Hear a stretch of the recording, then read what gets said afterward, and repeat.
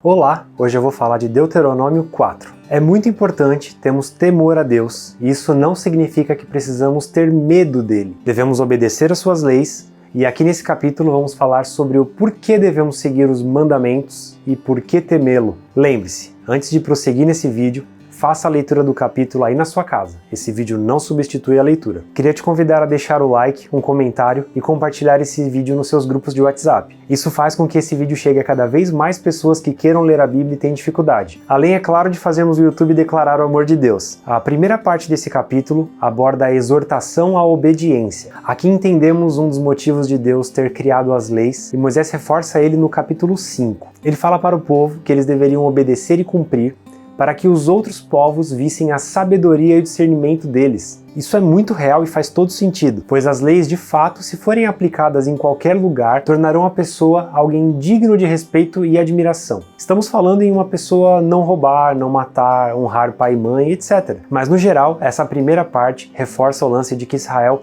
precisa ser um povo obediente. Bastava eles olharem para os seus antepassados para saber o que lhes restaria caso não obedecessem. Mas de qualquer forma, era importante falar de novo. Caso você ainda não tenha assistido os outros vídeos desse livro, o povo estava prestes a entrar em Canaã. Moisés estava fazendo uma recapitulação de tudo que Israel já tinha passado até aquele momento e reforçando algumas ordenanças do Senhor para o seu povo. Vamos ver futuramente que toda tentativa de reforçar essa mensagem era mais do que válida. Caso você já tenha lido a Bíblia, sabe do que eu estou falando. Mas até aqui, essa segunda geração de Israel se demonstrava muito mais tolerante com a situação do deserto, muito mais obediente e determinada. Até mesmo as estratégias de guerra deles eram bem superiores à da primeira geração. Eu acho legal no versículo 9 o alerta de Moisés, pedindo que o povo ficasse sempre alerta, se lembrando de que o Senhor já havia feito por eles, e que, além de lembrar para si mesmo, eles deveriam contar também para os seus descendentes. Podemos sentir aqui pelo tom que é passado como se fosse um alerta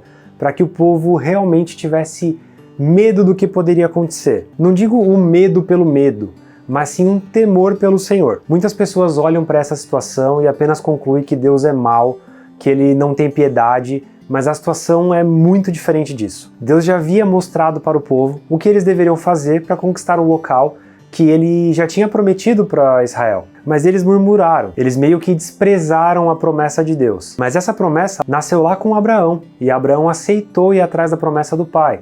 Por isso sua descendência seria abençoada com isso. Por isso sua descendência seria abençoada também. Deus mantinha sua palavra e estava providenciando um local como havia falado no passado. Pela atitude do povo, toda uma geração não estava preparada para adentrar na terra.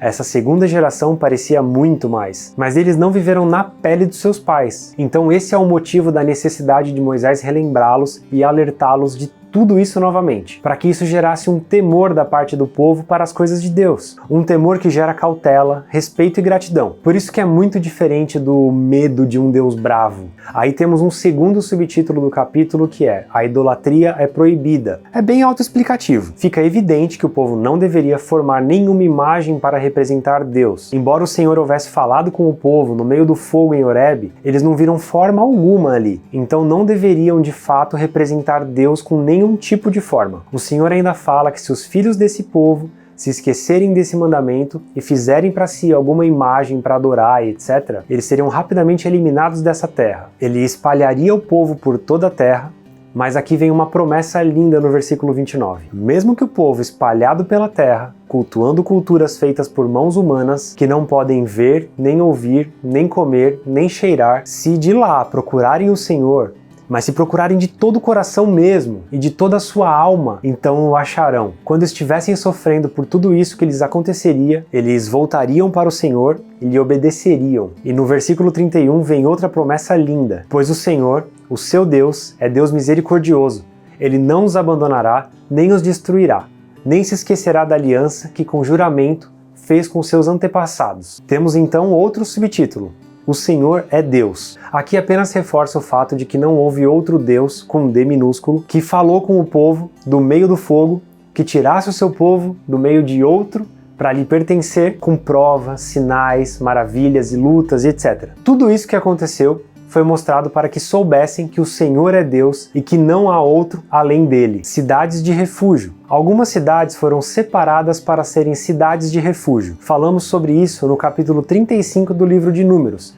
Eu vou deixar um card aqui para você poder assistir o vídeo e entender um pouco melhor sobre isso. Mas de forma bem resumida, são cidades que abrigam pessoas que mataram outras sem intenção. Basicamente, esse é o resumo do capítulo, e podemos ver que a gente pode tirar algumas lições dessa passagem, mesmo não estando lá perto de Canaã. Em muitos momentos da nossa vida, estamos de frente à nossa promessa, prestes a conquistá-la, mas de certa forma esquecemos o que nos levou até aquele momento. Acreditamos muitas vezes que foi a nossa própria sorte que nos levou até ali. Eu nem preciso dizer que isso é uma ingratidão a Deus sem tamanho, né? A gente não enxerga o mundo espiritual que nos rodeia, e aquele que é por nós opera em nosso favor. Ele quem abre as portas, nos dá a direção e força para alcançar. Pensar que a combinação da sorte e do destino te fizeram chegar até onde você está, certamente o fará ficar parado nesse ponto para sempre. O Senhor tem planos perfeitos para os seus filhos e devemos ser obedientes a Ele até hoje, mesmo depois da vinda de Jesus. Para aqueles que acreditam que o Antigo Testamento é totalmente inválido para quem vive no depois de Cristo, lembre-se que essas leis foram criadas para sermos pessoas diferentes nessa terra. Essas leis, combinadas com os frutos do Espírito,